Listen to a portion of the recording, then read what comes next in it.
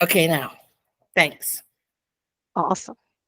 Okay, so let's just take a few minutes to welcome new members to the committee. I'm going to start with someone I know who isn't here, which is Laura Collard with Mayo. She gave a presentation at our last committee meeting, or maybe she is. I see a Mayo.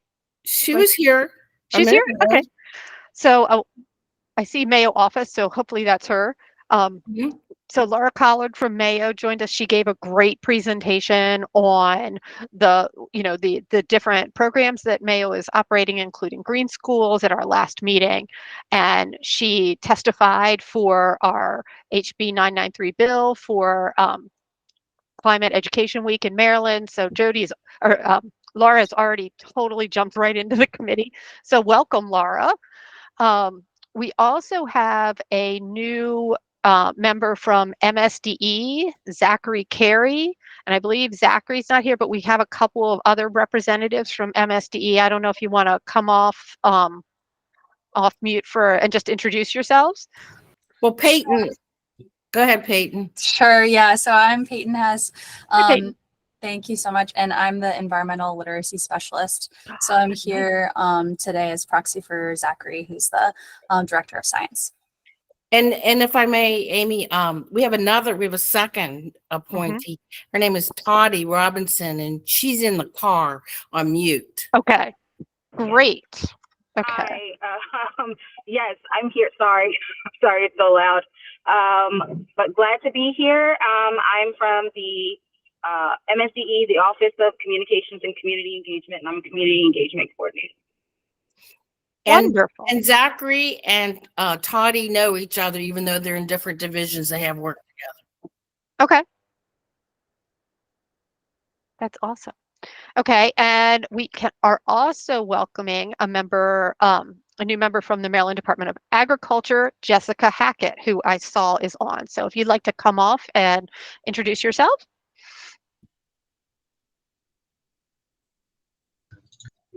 Hi, everybody. Thank you for having me. I'm Jessica Hackett. I'm the Director of Communications for the Maryland Department of Agriculture. I've been here for 2 years. I have been in state service for 18 years, previously working for the legislature. So I'm very happy to be here. We can use you next year to continue the saga. Absolutely. Welcome aboard. So while we're waiting for Jabari, why don't we just move on to our presentation for today? Our presentation today is given by a member of the committee as well as one of her coworkers. Jessica Fessler and Leah Berry both work for Audacity's government division. Jessica is a digital project manager. She is a marketing and communications professional with 10 years of experience developing and implementing comprehensive digital strategies. Leah is their government partnerships manager for the Eastern region, and she's a seasoned media professional with more than 20 years of experience in media planning, marketing, and advertising in government and private business space. And they're here today to talk about government campaigns and the resources that are available to us in this state. So, Jessica and Leah, you have the stage. I'm not sure which one of you is sharing, so. Thank you very much, Amy. Leah, would it be easiest for you to pull up the presentation? Sure, I can do that. Give me 1 minute here. Excuse me.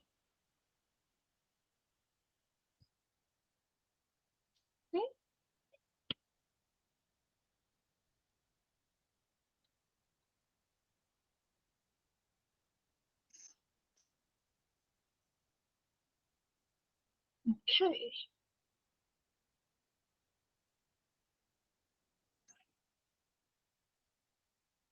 Apologize, I seem to have frozen here for a second, of course.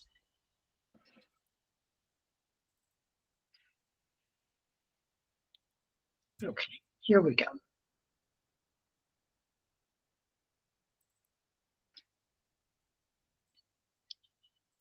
Right, I'm going to share my screen.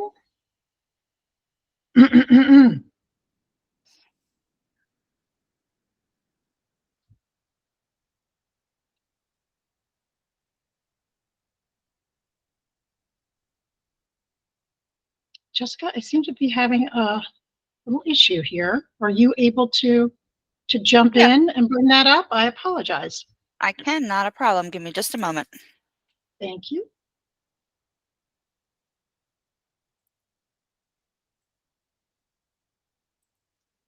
While y'all are pulling that up, I'll just go through what our agenda will be for today. Figuring this is a good time to do that. So following this presentation, we're going to talk about a few requests that the ARWG the Adaptation and Resilience Working Group has asked us to discuss. We're going to just give a quick update on progress on our welcome kit. We're going to discuss recommendations for the annual report, and today we're going to focus on the Climate Education Week bill. Jabari is going to give an update on the Teach In report out and a lessons learned that we have from that. We're going to ask for speaker suggestions and share some Public Earth Month events around the area, and finish up with public comment if we can get through all of that. So take it away. I see your slides. Thank you so much for your patience. And thank you for the introduction. As Amy said, Jessica and I are with the Odyssey Government Division, which is a division under the media company Odyssey. You may be familiar with some of our local radio station properties in Baltimore, LIF Fan, in DC, The Drive, and WPGC. And we're just going to take you through a presentation that will hopefully give you some direction as you look to strategize and plan on how you're going to tackle the initiatives that affect the residents of Maryland on a macro level of reducing admissions to the micro level, the everyday things that are important to making a change in their lives and their community. So just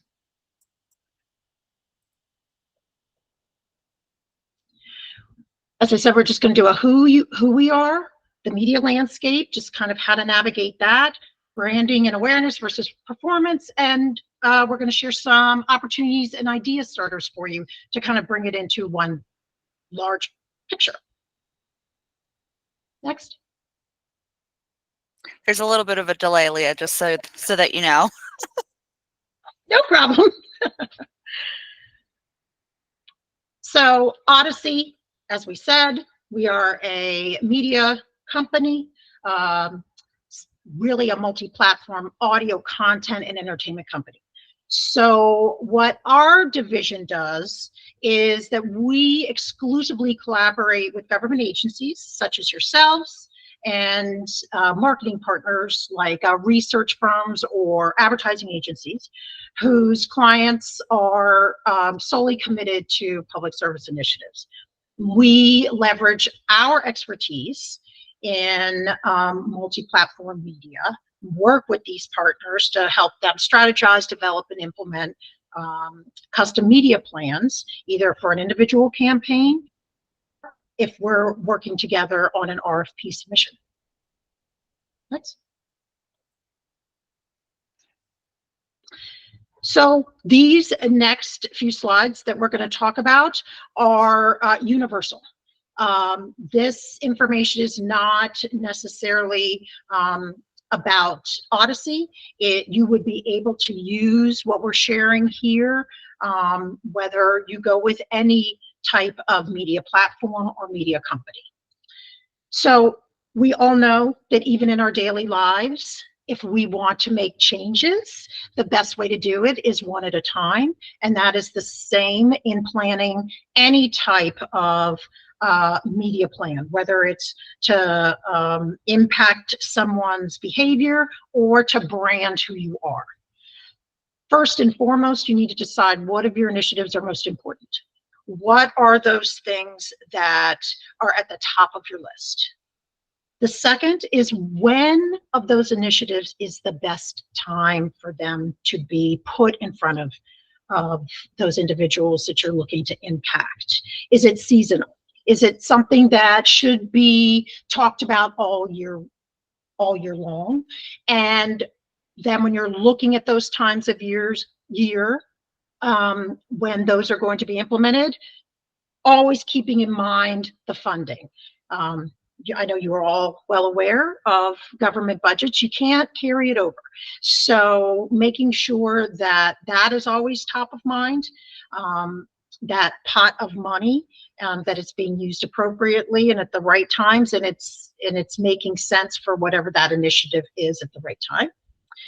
And then once you've determined what matters the most, when you're going to put it out there, how you're going to get those individuals to actually engage, how you're going to get them to pay attention, and honestly, I'm sure for some of your initiatives, to not only engage in it, but to act on it. And you can do that a variety of ways before you've even stepped into an actual purchasing of media or purchasing of some type of resource. Grassroots. Maybe testing out your new creative, your campaign, your new slogan, your new idea, just doing it on a grassroots type of level. And then also accessing the data, which I'm sure you already have, and then using those data resources that you have access to input the information that you want to know specifically about these initiatives. What is the newest amount of homeowners that are in single family homes that have lawns that are over an acre, whatever that is, just utilizing resources that you already have so you can get an idea of exactly that audience and how best you're going to go about capturing them. Next. And one thing that I'm going to add real quick here, this image over here to the right, this is an example from one of the campaigns that we worked on recently, which was Florida Water Star. And here they had 3 different sets of creative, and they weren't sure which one was going to be most effective with consumers. They had a goal that they wanted to have as many consumers and residents join in the Florida Water Star Pledge, which encourages residents to utilize planning and landscape development and water-friendly appliances and get that Florida Water Star certified. So one of the things that they did is they were testing their creative, and they had a yellow version, a blue version, and a green version. As you can see here, the yellow version was the most popular. They all had different images, so it really provided some insight, into their demographic and what they're going to do for any kind of future campaigns or any kind of other outreach initiatives. The other thing that's highlighted here is the clicks. For their campaign, they were really interested in gaining clicks and having people be exposed to material. So their goals were really broad, and that's why they were really interested in this total number of clicks here at the bottom.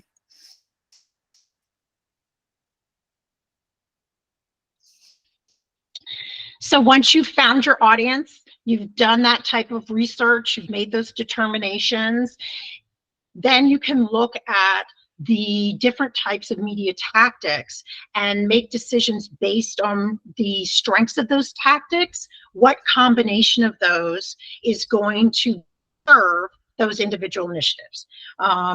All media tactics have different strengths, and they all have different weaknesses as well. So having that discussion, looking at what makes sense, looking at your budget, and looking at the most reach or the most bang for your buck is the best way to put it, are all really important conversations to be had. Traditional media, I'm sure you're all very aware of print, out of home, the billboards, radio advertising, and broadcast TV. Digital tactics, your display, your streaming, your podcast, your OTT, your digital out of home, and of course your social, your Facebook, your TikTok. And then looking at it a little bit more finite with your hyper-local grassroots initiatives. What's going on in your community? Is it an annual recycle, neighborhood recycle campaign, or something that's happening that you can take advantage of partnering with them or be involved with them? And then also your data and research capabilities, being able to access and your media partners, whether it's digital, radio, whatever, have access to data that can help you with making the determinations what the combinations of your plan should be. And with like radio and TV partners, first party data, our listeners. We have at Odyssey, we have opt-in listeners, a database that we can pull all kinds of information on them. Sometimes it's a little scary, but you know, that serves our clients very well when they're looking to with specific initiatives that they need to target. Next. And then budget, the money. It is always better to have more than not enough. And once you have gone through all those other steps, is also to look at all of the other costs that you may need to make. Do you need to rent a venue because you're going to do a town hall? Do you need to bring on you know, any other type of contract workers to handle anything with your campaigns? All of those need to be taken into account when you're building out the budget, and you need to make sure that at the end of the day, everything that you want to do can be completed exactly how you want it completed, because if not, that's going to affect the results that you're anticipating and the goals won't be met. So what Jessica actually put together for us is just a sample media plan. This is a digital plan, and you can just see how it's just laid out as the geography. Is it statewide? Are you going to be focusing on different counties? The targeting. Is this all about, you know, 25 to 54-year-old single family homeowners, or do you have a campaign that's for the younger side, 18 to 34, and then maybe a campaign that is for those homeowners? All of that different targeting is included in whatever media plan you put together. And then of course the products that are going to be used and how the price model is for that product. A cost per thousand is the most common, and that's what you're going to hear the most. So it's the cost per thousand impressions. An impression is just what you think it is. It is an impression that has been made on an individual. And just a side note, impressions are not exclusive. So I could have seen something 5 times, that's 5 impressions, but I'm only one person, just a little side note. And then there's a cost per view, a cost per click. Those are the most common that you're going to see. Then the rate, and then of course, what that total is for that media. Whoever you work with, it should always be this transparent. You should have all of the information when it comes to your media plan. Next. And one thing I'm going to add, Leah, is something that you should really focus on when you're getting your media plan together is the proportion of the volume of impressions to the rate, to that average rate, because that's going to be where you figure out your best value. A lot of times when we're developing packages, these tactics are combined in a way that the rates can fluctuate. And it's really important that you don't focus on the individual rates necessarily, as opposed to this rate here at the bottom. And I see we do have a question. Do you want to go ahead and take some questions? Absolutely. This is a good place to do so. The MAEOE office. This is, I'm sorry, I can't change that. This is Laura from Mayo, and just a quick question about the costs. Those are the costs I understand based on the click. What if you don't reach that click?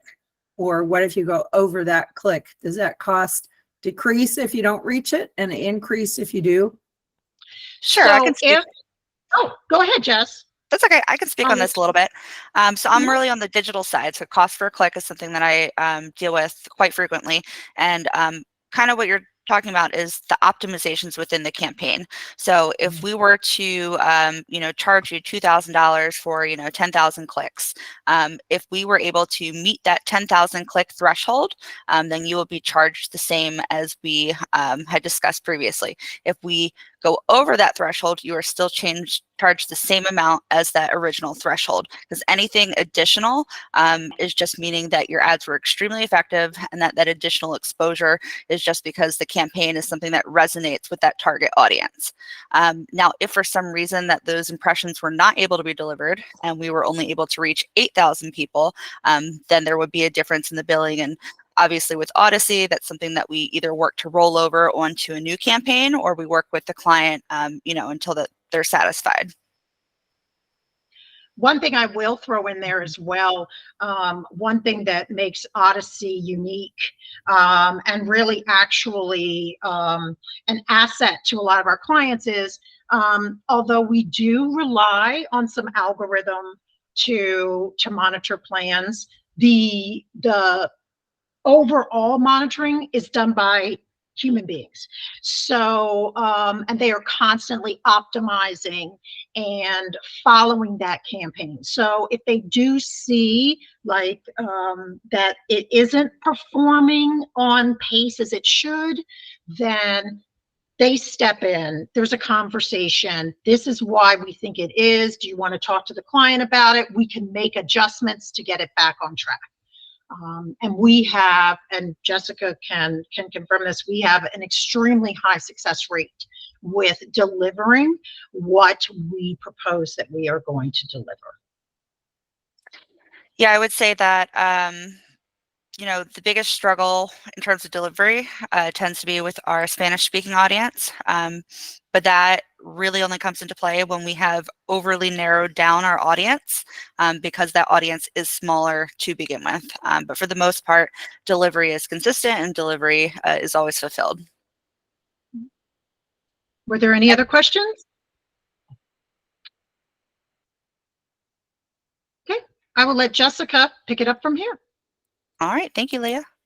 Mhm. So we have about 200 million listeners monthly, and that's just, on the Odyssey app. For the Maryland stations, we do have both stations in Washington, D.C. and in the Baltimore area. This slide just quickly gives you a snapshot of how many monthly listeners we have. So we have about 2.9 million in Washington, D.C. and 1.6 in Maryland. And then these are some of our stations here. We've got 106.7 The Fan. In Baltimore, we have 106.5, 101.9 with all of our holiday music. So we have some really great options here locally. And I just want to say these numbers, the DC numbers, are Maryland residents. So that's your combined Maryland audience between the two markets. All right. And now I'm going to tell you a little bit more about Odyssey specifically, and how we use our social impact, and talk about more about the environment and sustainability and how Odyssey has a footprint. So One Thing is something that is unique to Odyssey. One Thing is part of our social impact pillar. Our commitment to the world is lived out by one thing. We believe that if we all do one thing, it turns into 100 things, and then 1,000 things, and eventually 1,000,000 things for our planet. We have the reach, we have the scale and the influence to make a positive impact on our listeners and the world. It's our opportunity, it's our privilege, and it's just the right thing to do. So that's just something that Odyssey feels very strongly about. And, we have many ways that we interact with local communities and our internally our team members.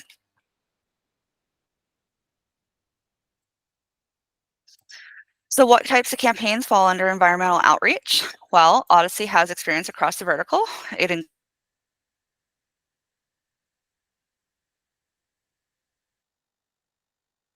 Oh, I think You Jess stuck, Jessica? froze. I can pick it up on this slide. She will unfreeze, I'm sure, shortly. So as she said, we have programs that go across multiple verticals that in our Odyssey social impact space. Earth Month is an example of one. we customize the campaigns for clients, whether it is on she's back. Whether it is on a local level we can create, so something countywide or statewide, up until obviously on a national level. We can launch those using OTA, which is over the air radio, streaming, digital, social, create live events.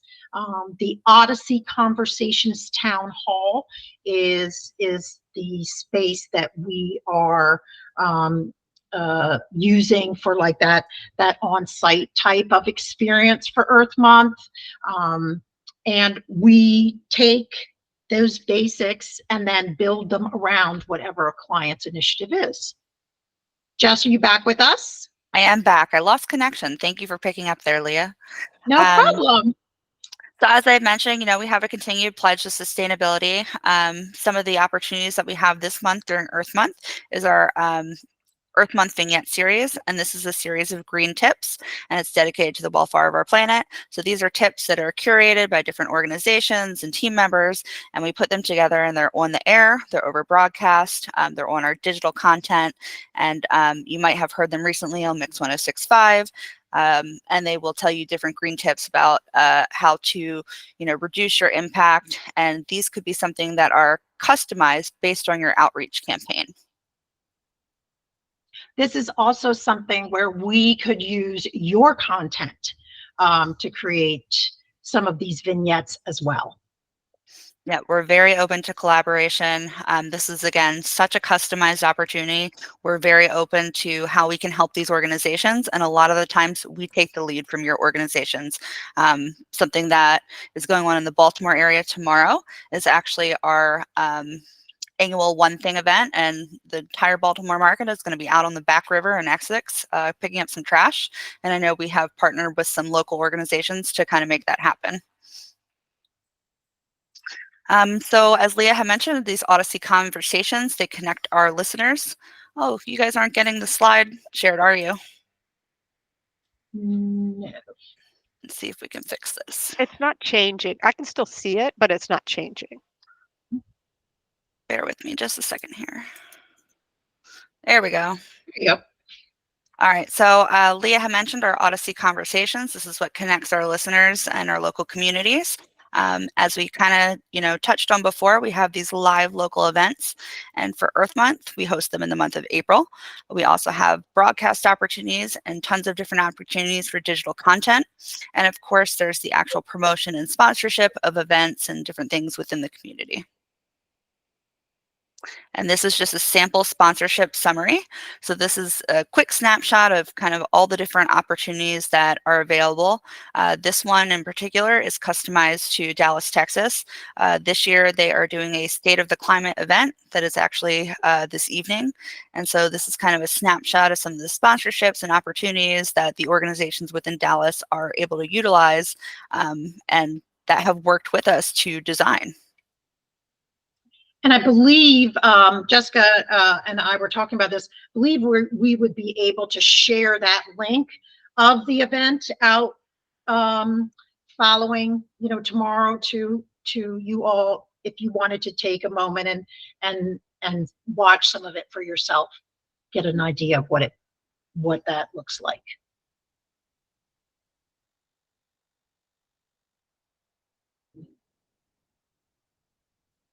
I think Jess. Oh, there you go. Jess, you're back. Okay, go ahead. I was cut out again. Yeah. Mm-hmm. Although the standard format for our Odyssey Conversations is news, we do have the ability to run the Odyssey Conversations on any and all formats. That includes non-owned properties. So something that's unique about the government division is we don't just have the assets that are available to us at Odyssey. We are able to reach out and buy and get whatever it is that you need that is really the right fit for your organization. So this can include everything from live events, broadcasts, custom digital content to those promotions that I mentioned before. At Odyssey, we have over 9 million listeners across our owned and operated stations, and we have even more that use our app. All right. So as I mentioned before, this year we have our Earth Month State of the Climate event in Dallas. That's actually happening today at 8 p.m. Eastern Time, and that will be on 1080 KRLD. You can actually tell your smart speaker to play 1080 KRLD. And then if you don't have a smart speaker or you're not able to listen tonight, as Leah mentioned, we will be sending that out to you guys later tonight so you guys can get a snapshot of kind of what these Odyssey conversations sound like. And that is all. Then we have a little appendix for you guys if you want any additional information. It has some information on our local Baltimore and Washington, D.C. stations, as well as the government team itself. And of course, if you guys have any other questions or need any other information, we are more than happy to provide it. I've got a question, Jess. How do you help organizations, or I guess government agencies, determine the right mix of channels, the right mix, like identify their audience? How do you work through that with them? Sure. So I think it depends on a few different factors. One of those factors is, what are your strengths? What kind of assets do you have? Do you have an in-house, creative team that is able to produce video versus, you might have somebody who's more strong with just graphic design or photos. Video can be really tricky, and we find that a lot of our organizations don't have video assets. So for them to narrow it down, they wouldn't do online video, they wouldn't do broadcast, they would stick to like digital. So it depends on a mix of what you have, what you can do, what are your time constraints, what are your budget constraints.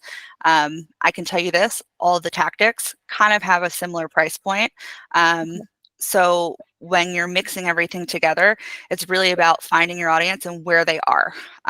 If you have an audience that is older and might not be as, tech savvy, I wouldn't recommend online video. You're not going to find your audience there. You're going to want to look more towards traditional media or, something a little bit more specific. So that question gets complicated, but we do have dedicated media planners that work with your organization, and we go back and forth making a handful of different media plans, until it's tailored exactly how you guys like. Okay, that's really great. Any other questions from folks? And again, I just wanted to just throw in there too, please think of us as a resource. Even if it's not Odyssey related, but you have follow-up questions or you've heard about something or seen something, I encourage you to reach out to myself or Jessica. That's what our division does all the time, is we want to be a resource. We want to empower you all and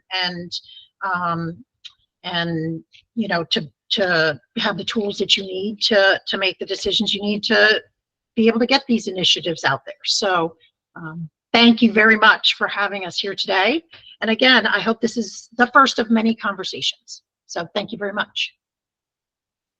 Thank you both so much.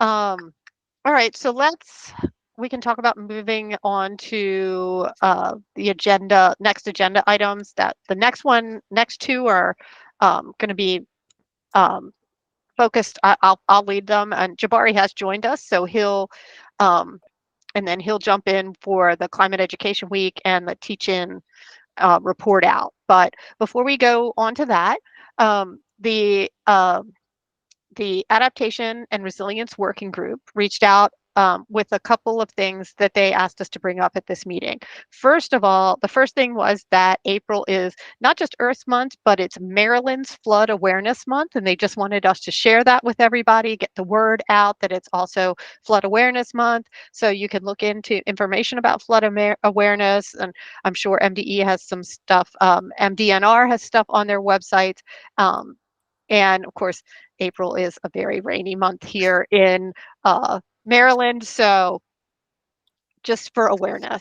The second thing is that ARWG is looking for a volunteer liaison to sit in on their meetings. They would like to have a liaison from ECO who would be willing to attend regularly. And I wanted to put that out to the group to see if anyone was interested in serving in that role.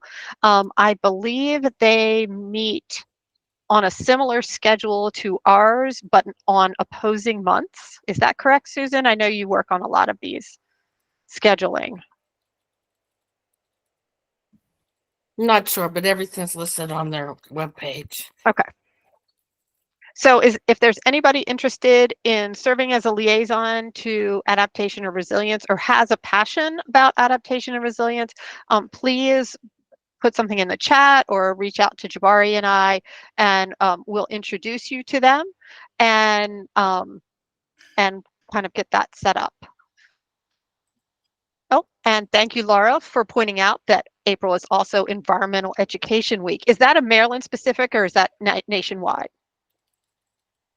Nationwide, but it has been recognized by governors in the past. And I know MSD used to put like proclamation in their Okay. near lobby to let people know. But yeah. Is there a specific week in April that is Environmental Education Week? When I am sure it's not month. I'm sure it's within Earth Month. And Okay. I will double check and see if I can find the week real quick. Okay, thank you. But it may be, yeah. Anyway, because there's also Earth Day, which is Coming the up. 22nd. Yep.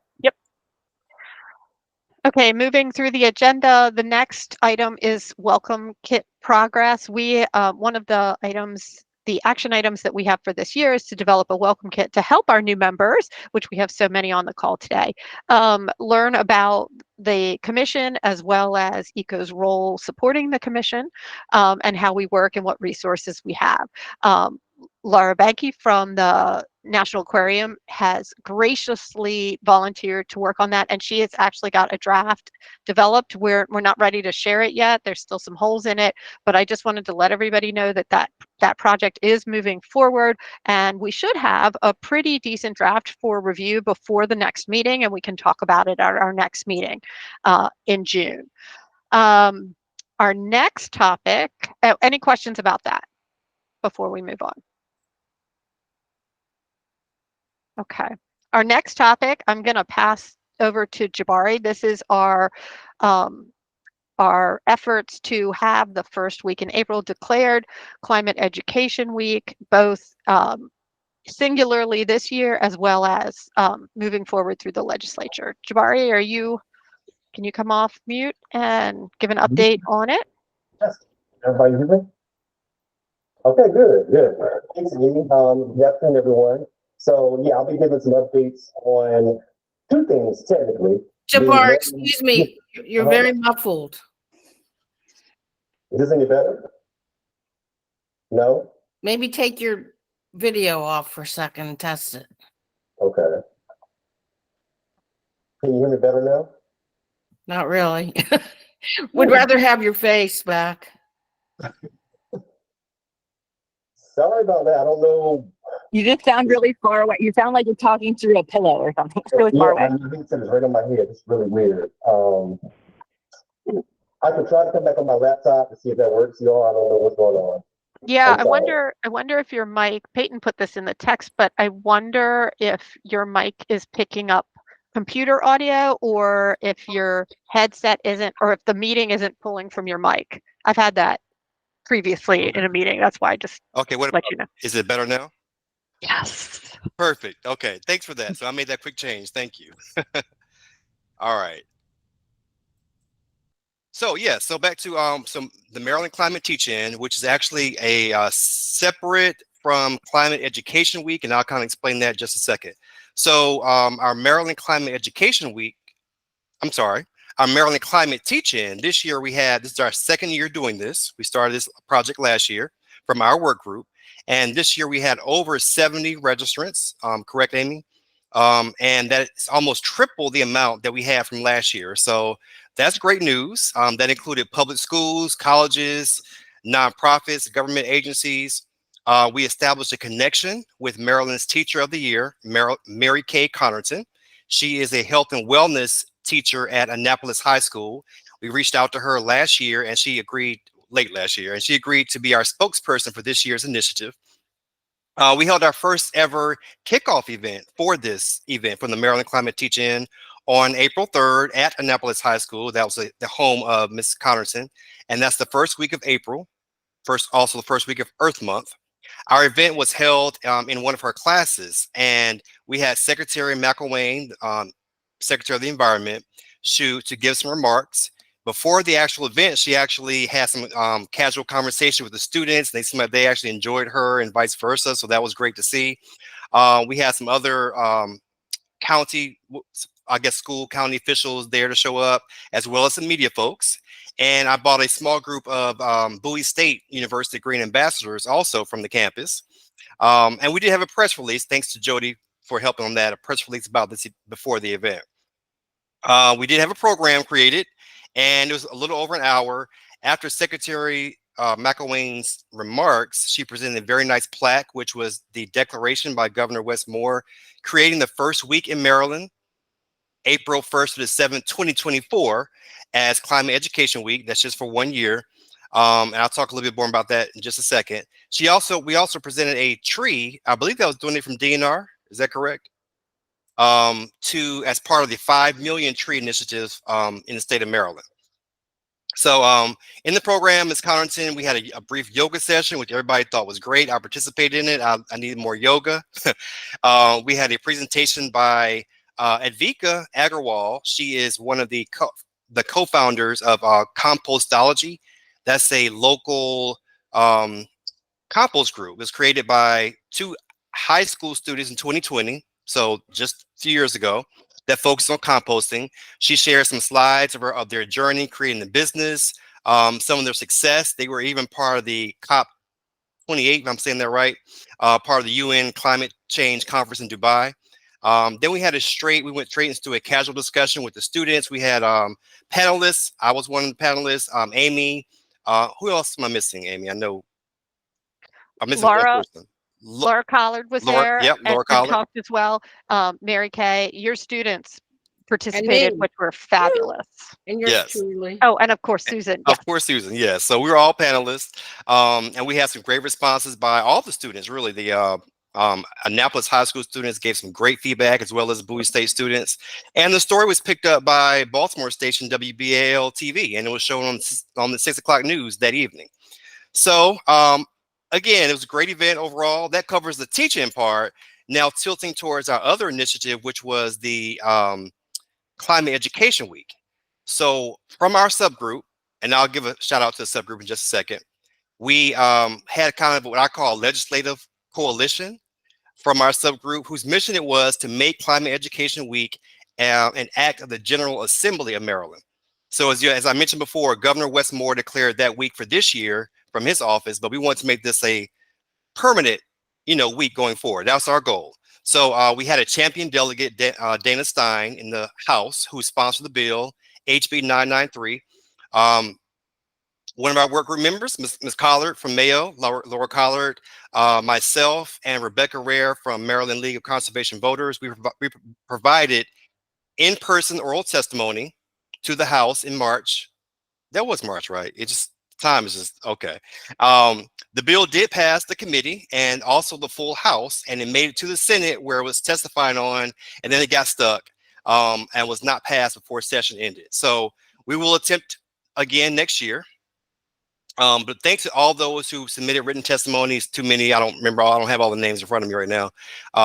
But that's pretty much in a nutshell what we've been working on. So I want to give a thanks to all of our subgroup members, which were Amy Lambert, Susan Casey, Donald Bell, Chris Beck, Tristan Steele, and Samuel Furio. So some of the lessons learned really quick. We have the blueprint for the legislation going forward, so we hope we don't have to do too much on that. One idea was that to show the bill as bipartisan. I think it was actually shown as a Democrat-sponsored bill, which we got some, a little bit of flack from the other side of the aisle. So maybe, we're a bipartisan group, so maybe we should try to look at that for the next time. And then we just got to pray that we don't have another tragedy such as the Key Bridge collapse. So that probably hurts things a little bit as well. So for the Maryland Climate Teaching, it's a half-a-year process. We already know we got to start probably in the fall, if not earlier, reaching out to more large-scale groups to bring in some more registrations. and also capitalizing on the leverage that we have for the Maryland State. I'm from the Maryland Teacher of the Year, so we're going to see what we can do with that as well. That's pretty much what I have. Now we have some things on the actual event side as well for the kickoff event. That's some things I don't know, probably need to get into too much here, but we've already learned some lessons from that as well. In case we do it in the school again, we know what to do, what not to do, what to ask and expect, and that sort of thing. So.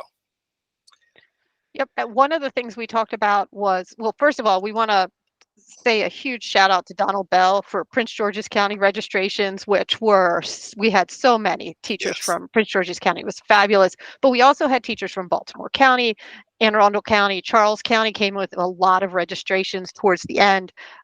We did learn a lesson that we need to build relationships with coordinators in each of the school systems to move it forward. And we also had a couple private schools. So that I was pretty proud of that as well.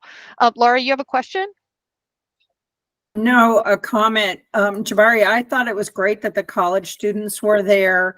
I think, you know, kids, high school kids listen to college students. And so having that kind of peer-to-peer or mentor almost, you know, really participation was really good. And you've got such a great group of young people who are so open about sharing their journeys. And that really, I think, was impactful. Thank you. Appreciate that. And it's good to point out, as you all heard from them, most of them were not even science majors. So it's not, you know, people automatically assume anything sustainability, environment, you're probably science related, but they had all kinds of majors. So yeah. Thank you, Laura, for that. Any other questions from anybody about what we discussed? I know it was a lot. Jody?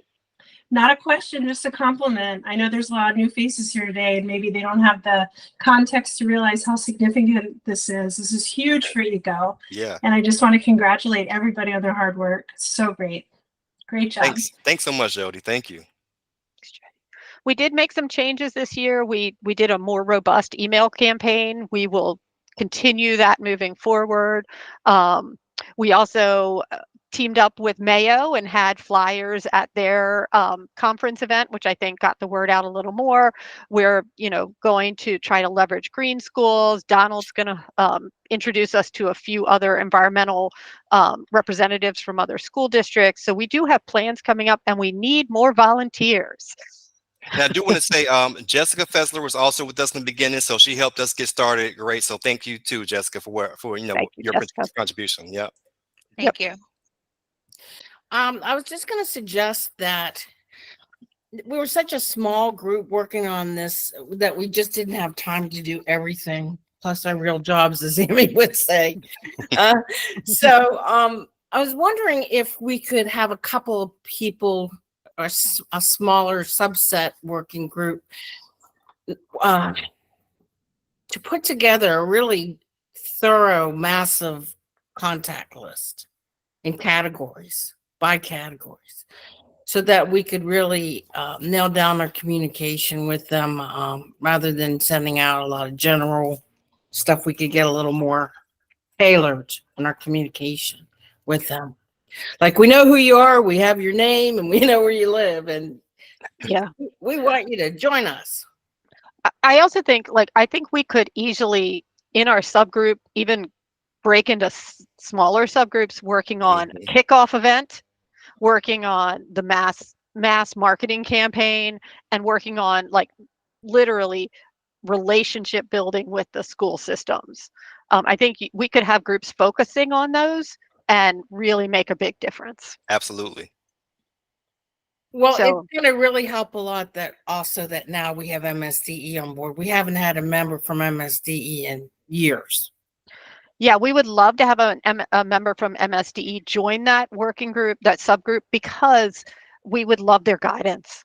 We would absolutely love the guidance. Plus, they're in charge of Teacher of the Year program, and we want to make that us an official part of the Teacher of the Year's duties going forward. We found out that there's a whole list of things that the Teacher of the Year must do, kind of like Miss America or Miss USA or whatever, Miss Universe.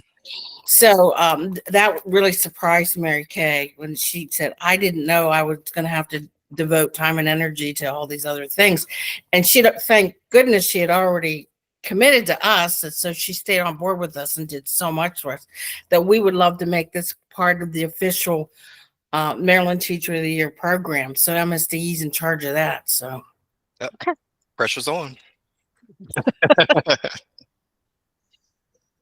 Hey, Susan, any more questions or comments? I was just gonna just speak, being from MSDE, that we are excited to be present and look for opportunities in the future to support this group. So That's Great. awesome. Thank you. You are so welcome. Thank you. one more thing, if I may, Kristen Sill is responsible for getting that beautiful red bud tree with the little buds on it that we had the chair of the commission, Serena McElwain, present to the principal of Annapolis High School. Yep. And then we had the governor's proclamation presented to Mary Kay Connerton, the Teacher of the Year. Yes. So thank you, Tristan. Yep. Thanks, Tristan. Well, and we should also thank Laura and April, who volunteered from Mayo to volunteer and come down and take a lot of photos and get video. yes. And that was wonderful. We're so April. grateful. April was awesome. She was Yes. great. And she's going to put together a slideshow, she said. Mm-hmm. Yeah, we had a great team. Everybody participated. This is great. So, like you said, we want to kind of increase it if we can, add more people. We do need, it was a lot of work to do both of these simultaneously. So, anybody want to volunteer? Let us know. Oh, and before we switch topics, Mhm. so we put a call out. We did a follow-up with the teachers that had volunteered, and we asked them to provide us with some numbers of folks that whoever was involved in their classes, but we also asked them to send us some pictures. And I just wanted to share a couple of the most adorable pictures that we got, because let's face it, it's great. So hold on. I'm going to share screen just for a quick second, just to show you, because even Susan and Jabari haven't seen these yet. Oh, why was it not letting me share screen? Hold on, let's see. Can I do it again? Window, there we go. There we go. I'm going to share. Look at these kiddos showing off their books that they put together. Here's Very another nice. another class of folks that decorated. They decorated Ziploc bags, which was great. And here's some teachers thinking about what they're planning. And we also had some this was an adult sharing group of teachers and educators that were doing a sharing climate stories. So really great pictures, and I just love it. So Yeah, that was a great idea to add that link to add pictures. So that's something we definitely want to continue. Great idea. Yeah. All right. So we're coming down to the short part of our agenda, but we would like to put out a call to request speaker suggestions for upcoming meetings. If you've heard or been at an interesting presentation, interacted with an interesting organization that you think could help us with climate change focused education, communication, and outreach efforts, we would love to have them come on board and give a presentation just like Jessica did earlier. So please email Jabari or Susan or I with any suggestions. We're happy to reach out and do all of the legwork to get it organized, but we would love to get any ideas from the group. And the last thing we thought we would do before we switched over to public comment was to see if there was anybody online that could share any Public Earth Month events happening in their area. So feel free to come off mute or put something in the chat. We'd love to hear what's going on around you. My company is going to be doing a cleanup, similar to Jessica's. There's a bunch of volunteers that are going to be out at a park cleaning up for Earth Month. And we're doing them, that's what we're doing locally. We're doing them across the country, streams and parks, cleanups during Earth Month. So I'm proud of that. I'll follow up, Amy. At Bowie State, we've had several events already, but our last public event would be next Thursday, April 25th, on our campus. It's an area called Peace Park. And again, if you want more details, I can send that to you, or I can even send you a flyer to be sent out. And it's just basically an Earth Day celebration. So the idea is for students, mostly students, to disconnect from the electronic devices for a while and just enjoy nature, enjoy some old school type of games. We've had like the beanbag toss and hula hoops and jump rope and all that stuff, that sort of thing. We'll have music, we'll have food trucks, which actually has free food. Wow. Yeah, one is a vegan soul food truck, and then the BSU food truck will also have plant-based options, but also some seafood options, some local seafood options as well. Nice. And then we'll have some other games and activities and plant your own seeds event. So that's from 1 to 4 on the campus. It's open to anybody. So 1 to 4 next week, next Thursday, the 25th. Nice. Anyone else? Oh, Laura?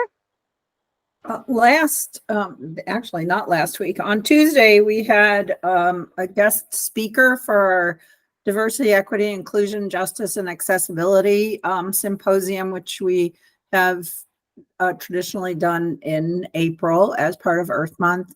And we do have a recording of that. It was Latrice Brandon, and she is from Philadelphia, but she grew up in Maryland. She uses nature for her own health and wellness, and has been she's a really impactful speaker, but also works with students. So I'll get that link, and you all are welcome to take a look at it. It was really moving and a great way to end the day. Hard to end the day sometimes in a meeting, but that one was terrific. And then we have our Maryland Green Schools announcements happening on Monday, and we're excited about that. We have about 20 new schools that are joining, so look for those announcements.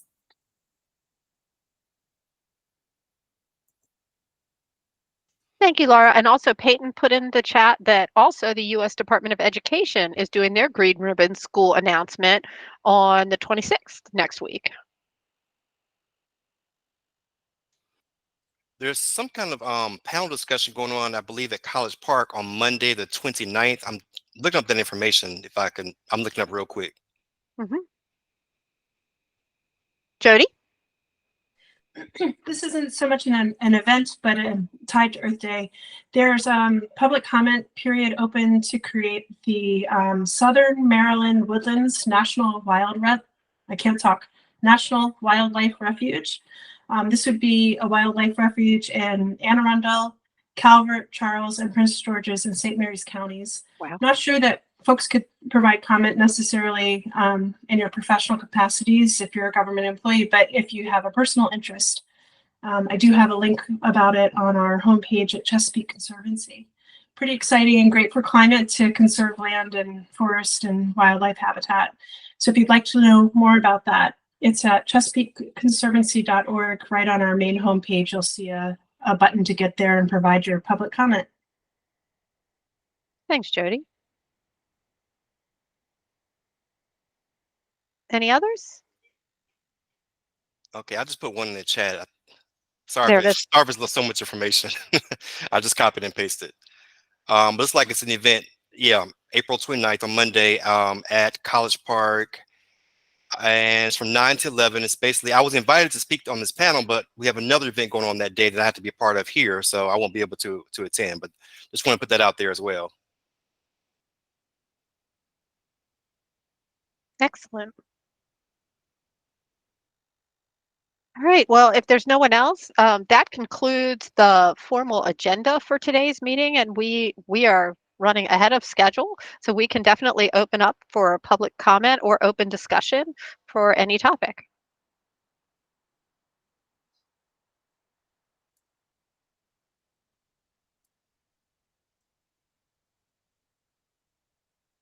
Susan. Hi. I think we're gonna have to book Jabari far in advance if we're gonna keep him as our spokesperson. Yeah. He's getting very popular out there. I'm not trying to be.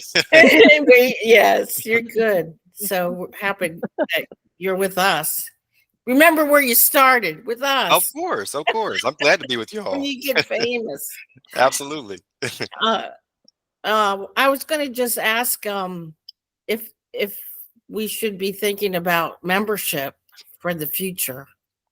Like if people still want to stay on and that, and we can follow up later. Yeah, I definitely agree with that. I don't know if we have formal terms. Do we have formal terms? Well, it's supposed I mean, to, I know everybody on the Jabari and I do. commission is supposed to be 2 years. Everybody on the commission is appointed to anything. Okay. Groups, but nobody's paid attention to that ever. So it's like, if it's not broken, don't fix it. But if people are finding they can't make the meetings or they don't want to do this anymore, then, just we can follow up.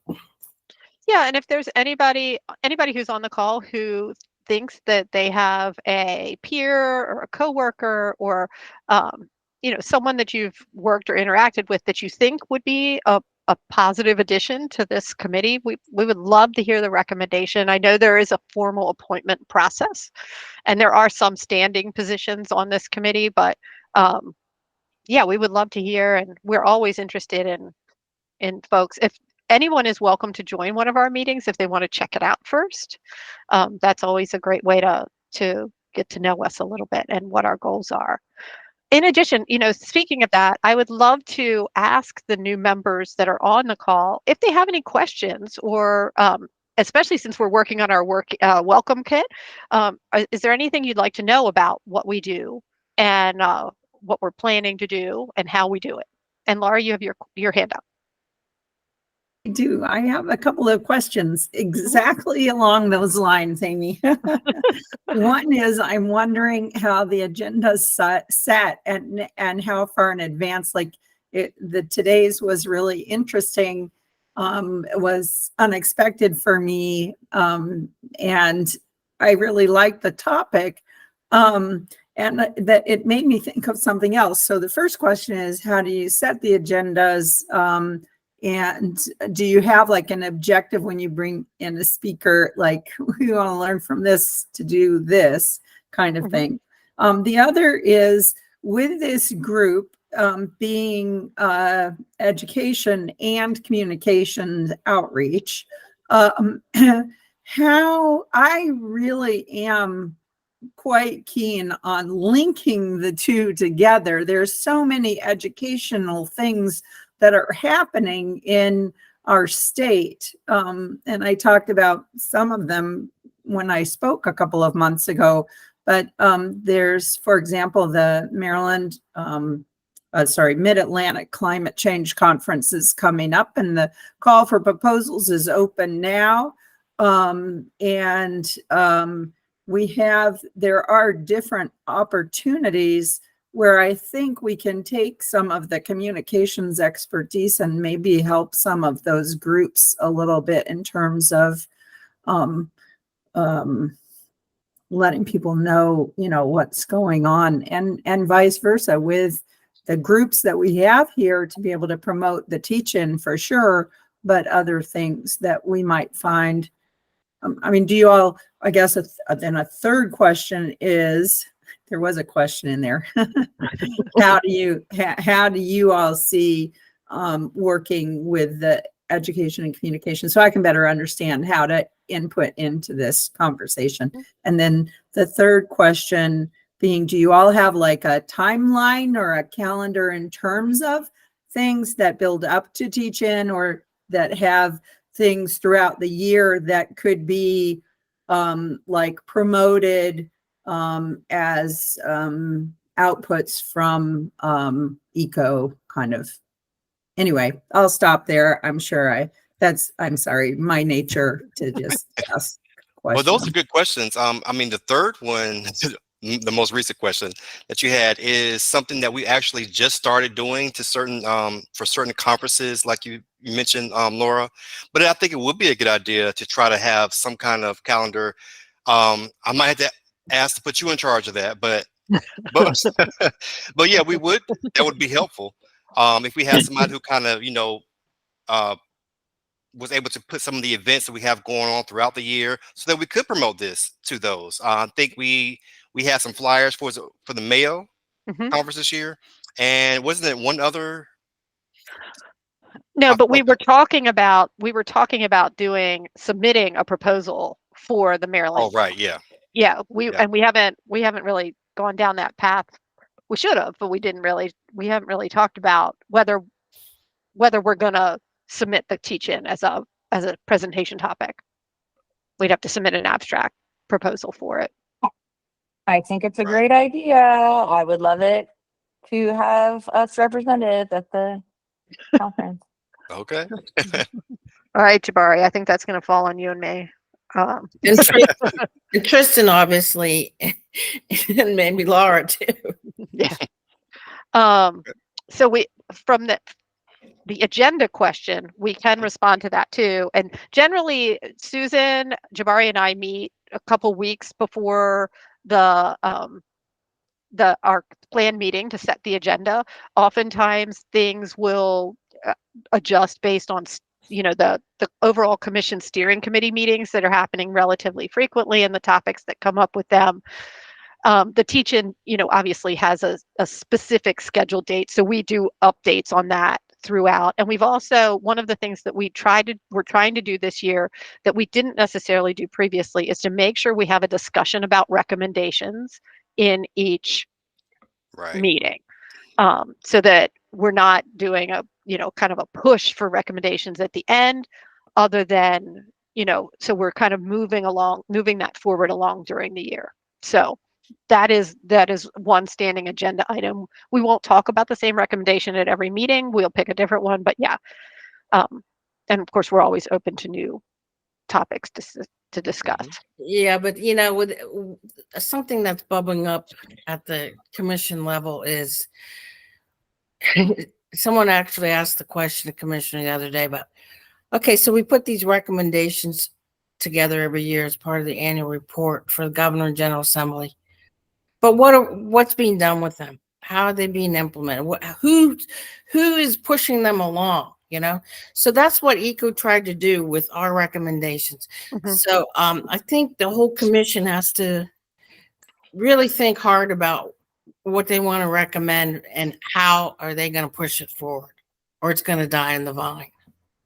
In our case, we did a great job this year with that bill, but as we saw, it really needed even more work than we had time to give it.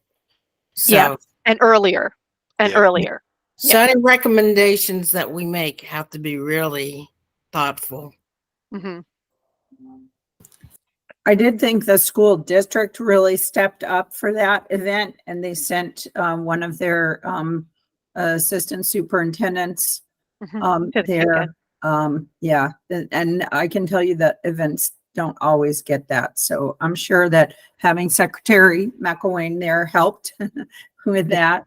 But I know that actually is an area where within the environmental education community, we have a lot of trouble getting high level representatives of school districts to actually see and hear our messages and see that we're quite active in their schools.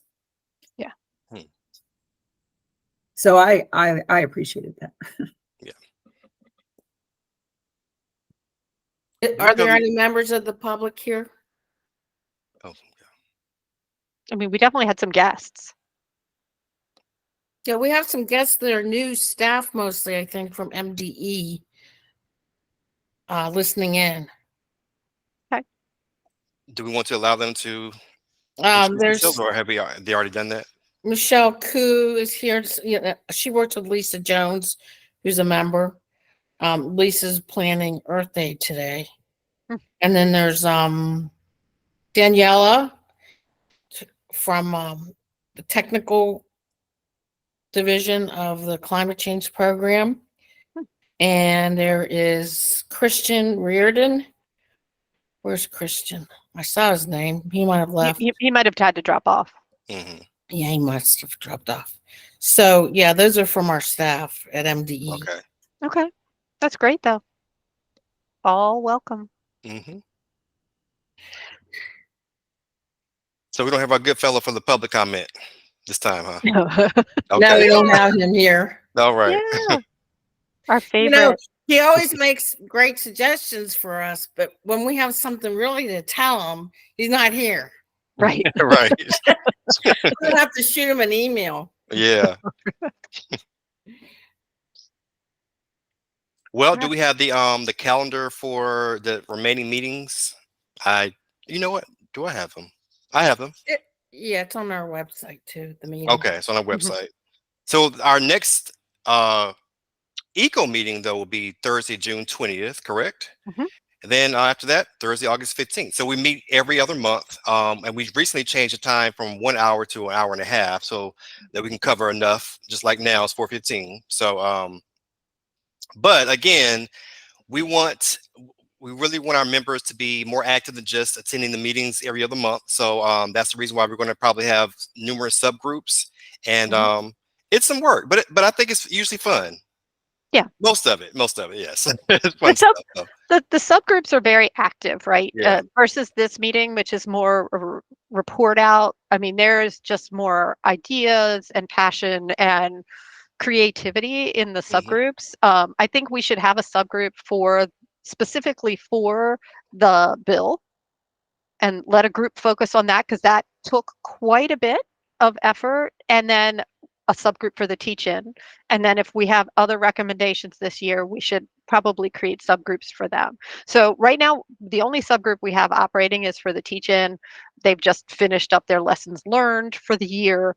That teach-in group also did the bill. It was too much. That was too much to happen on a small group of people. So I think we need to split those out. And then if there is another area we want to focus on, we can split out a third group. And the teach-in group met very frequently. Yeah. I don't think the other groups will need to meet as frequently, but the teach-in group was meeting very frequently Right. because there is a lot of effort involved in that. So We had a lot of new ideas this year too. So that, Mhm. yeah, and they worked. So it did. Mhm. so, yeah, good stuff. I know if I open my mouth, I have to be careful, but I am just wondering, and Peyton, this is just a thought, so there's no concrete idea here, but I'm wondering how ECO and what it does might be able to help us with what we do, in terms of promoting environmental literacy, climate literacy, and I think part of it is the outreach, but I'm kind of like my cogs are spinning and I don't have anything kind of concrete. But I do know that I think that the reach that ECO has and the potential reach that ECO has, I think could maybe help us to leverage, some attention towards what the schools are doing more than anything is what I think. And even with teach-in, I think it's great, and the 70 schools are great. And I'd love to see them and see if they're all green schools or if they're not, where they could meet, or, that kind of thing. Anyway, those are just things I'm kind of thinking about. So I'll think about committee, and then, but I do like the idea of looking how ECO can help some of the partners to increase visibility through the communications expertise that is on this committee is huge. So. Yeah. So Laura, you definitely want to check out, I'm going to put the teach-in page in the chat. The list of schools is there. Okay, thanks. And if there's anyone that you need contacts for, just let me know. Several of these schools, although there's a certain number of schools listed, several of them had multiple projects and multiple contacts at the same school. So I'm happy to share that with you. I think that's great. I think they'll be more invested if we continue this in different ways. And if you want to reach out about green schools, I think that's brilliant. So yeah, they're all on there. It's pretty long list. We also had a lot more schools, I believe, doing something who didn't register. Yes. And that's a little bit of a problem. That's a challenge for us. Yeah. Next year to try to make sure everyone's registered. I know that Annapolis High School still hasn't registered. I think they had a couple other teach-ins that they didn't register yet. So yeah. But I'm proud of where we are, and I think we can continue to work on the registration process. Again, tripled last year. I think sky's the limit at this point. We're good. We're on the right track. We are, yeah. So. And we have a member in the chat. I won't say her name wrong, but who's happy to be a part of the committee. So Toddy. Katie. Toddy's a new. Okay.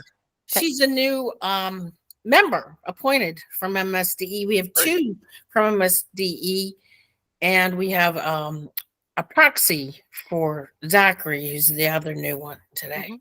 Okay. Well, Toddy, we would welcome you to join our teach-in.